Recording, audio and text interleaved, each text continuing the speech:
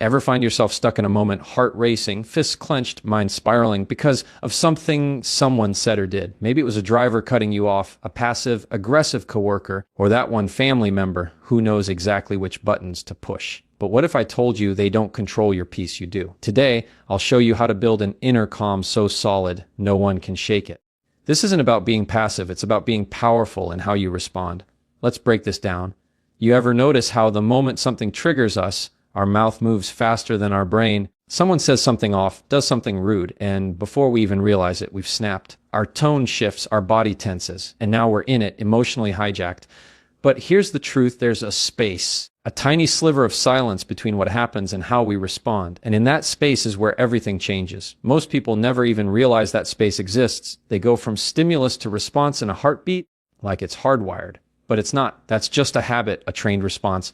And habits can be retrained. Mastering the pause isn't about silencing yourself. It's about choosing your power. You don't have to react just because you're provoked. You don't have to take the emotional bait. That bait is always there. Someone's sarcasm, someone rolling their eyes, someone interrupting you mid-sentence. And you can feel it rise in your chest, that heat, that pressure. That's your cue.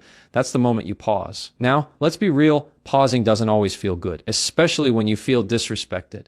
Your ego wants to defend, attack, or shut down. But power doesn't live in those knee-jerk reactions. Power lives in self-control. It lives in the deep breath, in the steady eye contact, in the choice to respond instead of explode. When you pause, you give your nervous system a moment to reset. You're not denying your emotion. You're acknowledging it without handing over the keys. That's emotional maturity. That's strength. Let me give you a real moment. A woman came up to me after an event and said, "I just can't help it. My boss says one thing, and I go from calm to furious in seconds. It's like I black out."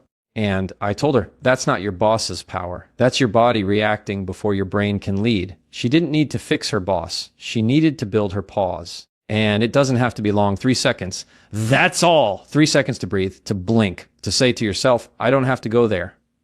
Those 3 seconds build a wall between you and chaos.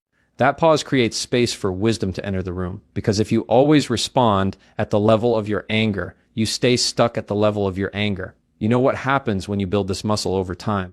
People start to lose their grip on you. The ones who used to push your buttons can't find them anymore. The situations that used to rattle you now barely register. That's not coldness. That's freedom. The pause doesn't mean you let people walk all over you. It means you decide how and when to stand up.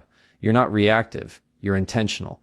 And intentional people don't fight every battle. They don't get baited into every argument. They know their peace is too expensive to give away every time someone else is having a bad day. You want to feel less angry, less bothered?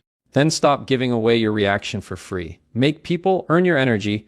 Make them earn your words. Don't just hand over your power because someone made a comment or gave you a look. Hold your power close. Guard it. And I promise you, the more you practice this, the stronger you become. The pause grows. The space widens. And inside that space, you find yourself. You find clarity. You find peace. This is where your real control lies, not in what others do, but in what you choose to do next. So, pause, then choose power. It's so easy to take things personally. Someone snaps at you in a meeting, and your mind immediately goes, what did I do wrong? A friend goes silent, and you wonder, did I offend them? That text with no emoji. IR, are they mad at me? We internalize other people's behavior like it's a direct reflection of us, like we somehow caused it. But here's what I need you to understand most of the time, it's not about you at all. It's about them. People are patterns. They bring their habits, their history, their trauma, their fears everywhere they go. If someone is constantly short-tempered, defensive, or dismissive, that's not a verdict on your worth. That's a pattern they've likely repeated with everyone they come in contact with. It just happened to land on you today. The moment you detach from the idea that their behavior is about you, you take back your peace. You stop feeling like you have to fix yourself to fix them. That's a heavy burden to carry, and it's one you don't need to hold. Someone cuts you off in traffic. It's not personal. That's how they drive. A coworker gives you the cold shoulder. It's likely their default mode when they're overwhelmed or insecure. Your partner shuts down during arguments, not because you're not worth talking to, but because they never learned how to communicate through discomfort. That's a pattern. And when you can name it as that, you release yourself from taking it on as your responsibility. Now, I know it still feels personal, especially when it's someone close. But think about this. If someone hands you a box of emotional chaos and you take it, carry it, open it, and start sorting through it, you just made it yours. But it was never yours to begin with. You have the right to set it down. You have the right to say, that belongs to you. not me. We're not here to carry everyone's emotional baggage. We're not here to decode every cold glance or snide remark, because 9 times out of 10, that person is reacting from a wound you didn't cause.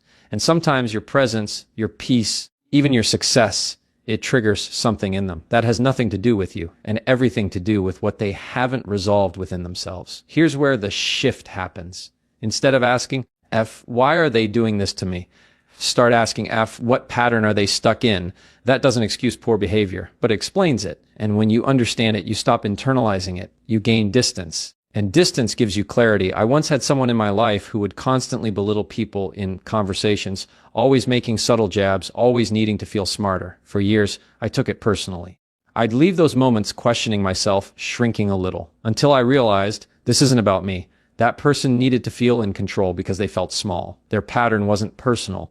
It was protective. Once I saw that, I stopped reacting. I stopped shrinking. And more importantly, I stopped feeling angry. That's what this is really about, reclaiming your emotional energy. Because when you take everything personally, you live in a constant state of offense. You walk through life with your guard up, your heart tired. But when you detach from the pattern, you can stand in front of someone's storm and stay dry. Because you know, this isn't mine. You deserve to live from a place of confidence, not confusion. And that begins by seeing people for what they're actually showing you. Not a reflection of your worth, but a mirror of their patterns. And once you recognize that, you can decide how close you let them get. Not out of fear, but from wisdom. So the next time someone's behavior makes you want to question your value, take a breath. Ask yourself, is this about me? Or is this just their pattern playing out again? That question alone can set you free. You don't have to carry what was never yours. So much of our anger, our frustration, our stress, it doesn't actually come from what happens. It comes from what we tell ourselves about what happens. That inner dialogue, that split second story we create to make sense of a situation becomes the lens we see everything through.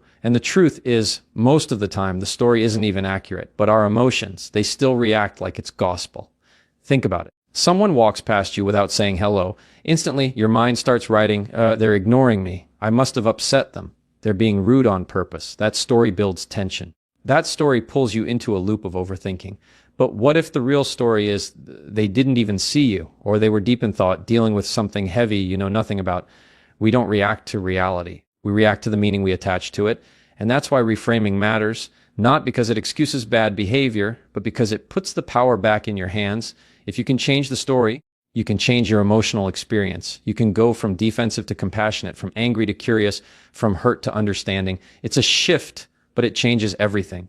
Let me give you a moment. I remember having a conversation where someone completely cut me off mid-sentence. My immediate story. They don't respect me. They don't care what I have to say.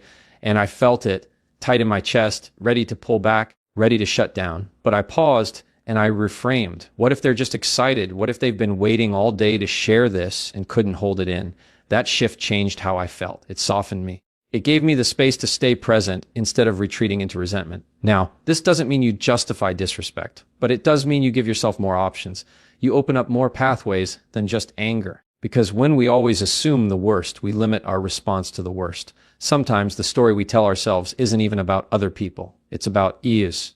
I'm not good enough. I always mess things up. Nobody ever listens to me. Those narratives, most of them planted long ago, get triggered in small moments. And suddenly we're not just reacting to what's happening, we're reacting to years of hurt, years of beliefs we never questioned. You have the right to question them now. You have the right to ask, is this story helpful? Is it even true? Because if it's not helpful and it's not true, why are you letting it run your mind? This is where emotional strength comes in, not in pretending things don't bother you, but in choosing how you interpret them. You can say to yourself, maybe they're having a bad day. You can say, maybe that had nothing to do with me.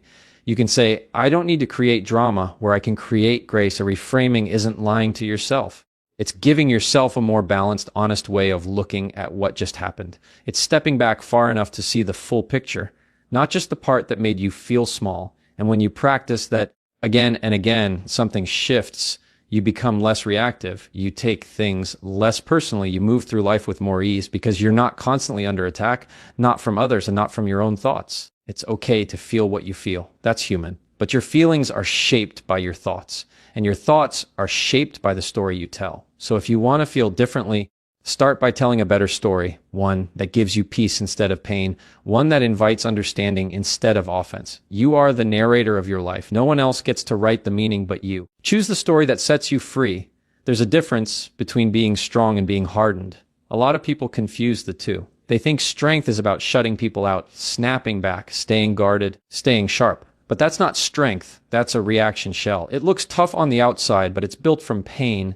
And when you're living in that shell, all it takes is one comment, one look, one mistake, and you crack. Real strength doesn't live on the outside. It lives deep in your center, that emotional core. That's what steadies you. That's what allows you to face tension, disrespect, conflict without folding or flaring. It's not that you don't feel the emotion. You do. You just don't let it run the show. Building that emotional core isn't flashy. It's quiet, it's personal, and it's daily. It's choosing to reflect before you react. It's choosing to breathe before you break. It's choosing not to match someone else's chaos with your own. That doesn't mean you're weak. That means you're wise. You're grounded. Now, let's be honest. Life will test you. People will test you. You'll encounter disrespect, betrayal, misunderstanding. And if your only defense is snapping back or shutting down, you'll keep cycling through the same kind of pain, just with different faces. But when you've done the inner work, you're not moved by every storm. You can feel the pressure, hear the noise, and still move with clarity. This kind of strength starts with knowing yourself. What triggers you?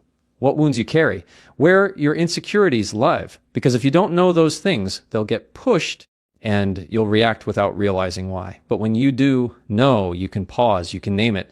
You can decide, I'm not going to let this moment define me. I'm going to respond from my values, not my wounds.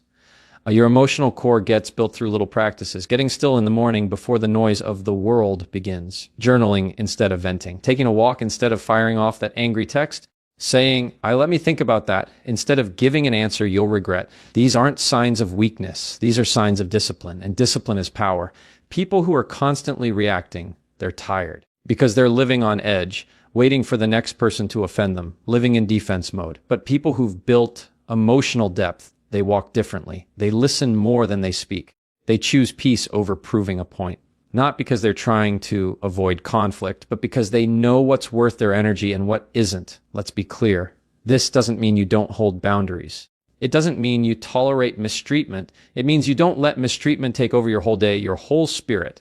You learn how to speak up with calm, how to walk away with grace, how to stand firm without turning cold. It's not about building walls. It's about building roots. And those roots, they hold you steady when things get messy. Because no matter how evolved we think we are, life will still throw things at us. Someone will say something they shouldn't. A situation will blindside you. That's just part of being human. But when you have that core in place, you can feel the emotion without becoming it. You don't have to match anyone's low energy. You don't have to raise your voice to be heard. You don't have to win every argument. Sometimes the most powerful thing you can do is stay centered, stay soft, and stay clear. Reaction is easy. Strength is earned. And the more you invest in your emotional core, the more unshakable you become. Not hard,